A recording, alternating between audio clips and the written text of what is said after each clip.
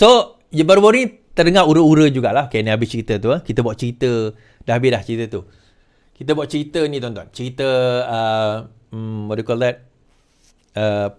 Rombakan kabinet. 2-3 orang juga tanya. Wah, ramai lah, bukan 2-3 orang. Ramai juga tanya saya.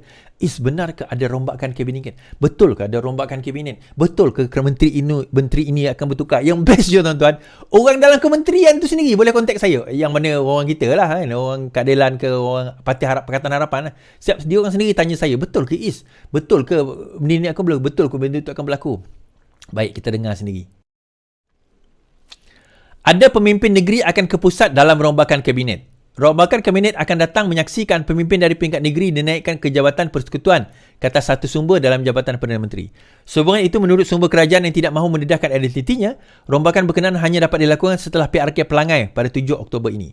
Hari itu kata lepas PRN PRN dipulai, tapi ini lepas PRN Pilihan Raya Pelangai pula. Ini untuk memudahkan memasuk pemimpin dari negeri ke pusat. Sekurang-kurangnya seorang menteri besar diramal akan diangkat kerajaan pusat, kata sumber itu. Dia bagaimanapun enggan menghurai lanjut dan atau menyebut tentang pimpinan negeri berkenaan. Pelangai terletak di Pahang, yang mana kerajaan itu diterajui oleh Menteri Besar Wan Rosidi Wan Ismail, yang juga naib Presiden UMNO. Dan juga Adun Jelai dan bukan seorang ahli parlimen. Sumber itu berkata demikian kita diminta mengulas mengenai spekulasi bahawa Perdana Menteri akan mengumumkan jemaah menteri yang baru pada hari ini. Dia bagaimanapun menafikan bahawa Perdana Menteri akan mengumumkan rombakan selepas mesyuarat jemaah menteri dijadualkan hari ini. Bukan hari ini. PM masih teliti bahawa perkara kemungkinan besar akan dibuat setelah PRK Pelangai. Rombakan bergantung kepada berapa cepat beliau boleh dimuktamadkan. Sebelum ini terdapat spekulasi bertiup bahawa Anwar akan buat rombakan kabinet dalam masa terdekat dengan beberapa menteri diramalkan akan digugurkan. Apa yang pasti, rombakan kabinet baru ini memperkukuhkan lagi kerajaan perpaduan. Malaysia kini melaporkan bahawa Anwar bersedia membuat rombakan secara besar-besaran dalam masa terdekat. Sumber kerajaan berkata Anwar akan melakukan rombakan kabinet, KSU, anggota birokrasi, kaki tangan awam dan bahkan ke pejabat sendiri. Isnin lalu, Ketua Statusan Negara Muhammad Zuki Ali mengumumkan beberapa pusingan kerja dan pelantikan baru dalam pengurusan tertinggi perkhidmatan awam. Ini melibatkan pemindahan 4 ketua setiausaha, Kementerian Pendapatan Baru dan 1 lantikan baru KSU. Okey. So kalau kita tengok dekat sini bahawa memang ada rombakan setakat ini, kalau kita tengok KSN, Ketua Setiausaha Negara sendiri, Muhammad Zuki Ali mengumumkan beberapa KSU dipindahkan ke kementerian. Terdapat juga dikatakan TKSU pun dan juga lantikan KSU baru. So itu rombakan secara dalaman yang tidak melibatkan menteri. So bagaimana kata Datuk Seri Anwar sendiri? Kita tengok. Datuk Seri Anwar mengatakan bahawa rombak kabinet, saya fikir dulu, kata Anwar. Berikutan spekulasi mengatakan akan ada rombakan besar-besaran. Anwar Ibrahim berkata hari ini mendedahkan bahawa dia akan pertimbangkan dulu perkara itu. Saya fikir dulu. Katanya kepada pemberita secara ringkas setelah menghadiri majlis penutupan sidang kemuncak ICT. Dia sebelum ini minta media mengulas kabar angin berkenaan. Sebelum ini Malaysia kini melaporkan bahawa Anwar dikatakan sedang merencana rombakan kabinet besaran. Hari ini, sumber di Jabatan Perdana Menteri berkata bahawa kemungkinan rombakan kabinet akan menyaksikan pemimpin dari peringkat negeri dinaikkan ke Jawatan Persekutuan. Okey, sebelum itu, portal Berita Kemenang melaporkan spekulasi mengenai rombakan kabinet bagi menggantikan menteri yang berprestasi rendah. Laporan itu juga mendakwa rombakan itu melibatkan ketua setiausaha dan ketua pengarah di beberapa kementerian. Semalam, 4 ketua setiausaha telah ditukar untuk menerusi jawatan baru dan seorang yang baru dilantik. Okey, now kita ulas tentang perkara ini ya. Pertama sekali, ini bukanlah satu kali pertama kalau Perdana Menteri nak merombak kabinet sekalipun. Ini bukan amalan tidak biasa. Ini amalan biasa. Even menteri-menteri sebelum ini, Perdana Menteri sebelum ini pun banyak melakukan. Even pada zaman Muhyiddin Yassin, pada zaman Ismail Sabri, rombakan kabinet itu berlaku. Even pada zaman Najib sendiri pun ada berlaku rombakan kabinet sewaktu beliau sedang berkuasa untuk mengukuhkan kedudukan-kedudukan beliau. Itu adalah kuasa prerogatif Perdana Menteri untuk nak menentukan bagaimana barisan-barisan kabinet jemaah-jemaah menteri beliau sendiri. Itu yang pertama. So tak ada masalah. Yang kedua, soalannya, benarkah dakwaan bahawa terdapat rombakan kabinet akan berlaku? Itu soalan yang ditanyakan. Termasuklah pegawai-pegawai kerajaan sendiri tanya dengan saya kan. Betul ke? Betul ke benda ni akan berlaku? Betul ke orang ni nak tukar belum ke yang ni nak masuk ni? Betul ke yang ni dapat ni dan sebagainya? Now, dia macam ni lah tuan-tuan. Kita tak boleh lah nak kata betul tak betul.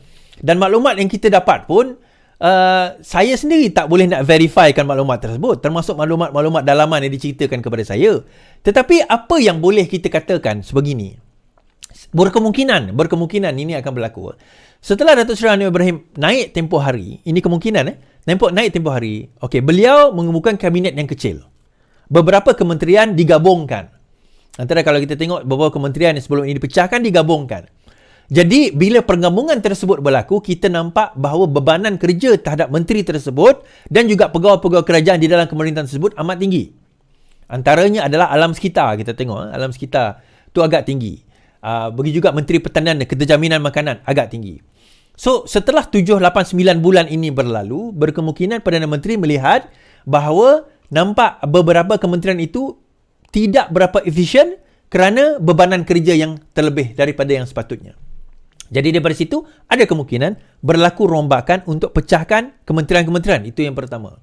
Now, dahulu, tak lama sebelum ini, dalam beberapa 4-5 bulan yang lepas, saya juga ada buat level kementerian-kementerian yang saya bagi kelas-kelas. Saya bagi first class, second class apa, second class lower, third class dan juga fail. Saya ada buat. Dan kita nampak berdasarkan daripada apa yang saya nyatakan itu, terdapat kekurangan-kekurangan di dalam kementerian-kementerian yang saya kata tujuan saya buat kelas tersebut supaya mereka improve. Bukan kita nak hina, bukan mereka kita nak maki, supaya mereka improve. Kan? Dan saya nampak, ini bukan sebab saya bekerja dekat bukan saya tak bekerja dekat KKD. Saya nampak dalam KKD itu sendiri, Fahmi sendiri dah mula terima advice daripada orang bawah. Hari ini diumumkan RTM telah pun ada satu slot khas fitnah apa hari ini. Fitnah apa hari ini. So apa saja fitnah yang dikemukakan, dikeluarkan oleh pembangkang, maka RTM akan jawab. Dan juga banyak lagi lah slot-slot yang diadakan. So level dia naik sikit, kita kata. Cukup? Tidak. Belum lagi cukup. Banyak lagi perkara dilakukan. So di peringkat cabang dan di peringkat ahli keadilan pun, maka aktiviti-aktiviti telah dilakukan. Sebelum ini senyap je tuan-tuan, tetapi kita telah gerakkan aktiviti-aktiviti dan kita telah buat 2-3 program dengan ahli-ahli keadilan. So di peringkat parti pun kita dah mula gerakkan dan di peringkat kementerian telah digerakkan. Tetapi pergerakan itu kita kata perlu kita nampak ada peningkatan. Nak kata dapat first class? Tak, belum lagi. Tetapi kita nampak ada peningkatan. Dan juga slot-slot yang tertentu juga sudah mula ada di dalam RTM. Dia sudah mula menempatkan mereka-mereka yang berkemahiran, berkelayakan untuk nak bercakap di dalam media-media masa. But it will take time. Dan juga ada yang kata, kenapa tindakan tidak diambil? Tindakan dia diambil.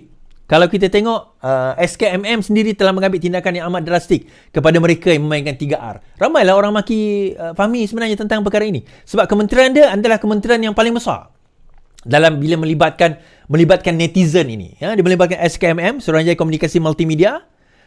Polis pun bukan di bawah dia, tetapi directly dia boleh ada influence kepada pengaruh kepada polis untuk nak mengambil tindakan. Terutama mereka yang memfitnah. So ada yang kata, kenapa tak ambil tindakan? Buat report dahulu. Tindakan boleh diambil. Dan dia varies from undang-undang jenayah kepada pelbagai benda. Dan juga Kementerian Kesihatan, Kementerian Pendidikan. Kita juga bercakap tentang Kementerian Ekonomi. Kita nampak satu persatu perlahan-lahan mula naik. Now, harga barang naik, kita kata, harga beras naik, kita kata, itu dunia. Even kalau PAS memerintah sekalipun sekarang ini, dan PAS pernah memerintah, tak boleh kawal pun harga itu, tuan-tuan. Malah hadis sendiri kata, oh, itu semua adalah kehendak Allah SWT. Jahanam. Jahanam kita. Baik. So kesimpulan kita kata, adakah rombakan itu boleh berlaku dan akan berlaku? Pada pendapat saya akan berlaku. Pada pendapat saya akan berlaku. Cuma kementerian mana? Saya tak boleh nak sebut. Sebab saya terikatlah dengan apa benda yang saya nak bincang. Tapi saya rasa saya nampak akan berlaku. Berapa besar, berapa kecil, yang tu saya tak nak cerita dan hintkan dalam live lah. Kalau nak tahu, nanti kita jumpa. Tapi rombakan itu akan berlaku, akan ada rombakan itu berlaku. Kementerian mana pergi ke mana, siapa yang akan dibuang, digugurkan dan sebagainya, yang itu kita tak cerita. Itu bukan tugas saya nak mendahului parti saya. Biar Perdana Menteri umumkan. Tetapi bagi saya, rombakan itu berlaku, yang pasti yang berlaku di peringkat dalaman, KSU, TKSU, pengarah dan sebagainya, yang tu akan ada pemindahan berlaku. Kenapa? Yang ini sebab ada daulah terpendam. Daulah terpendam. Ada di antara pegawai-pegawai kerajaan yang dilihat mula aktif menyerang kerajaan PMX. Maka perkara ini dilihat. Kenapa? Kerana mereka tak puas hati. Bukan. Kerana mereka adalah orang yang dilantik oleh PN sebelum ini sebenarnya. Mereka yang dilantik oleh PN sebelum ini. Sebab itu berlaku daulah terpendam ini. kita kena faham berlaku daulah terpendam disebabkan oleh demikian.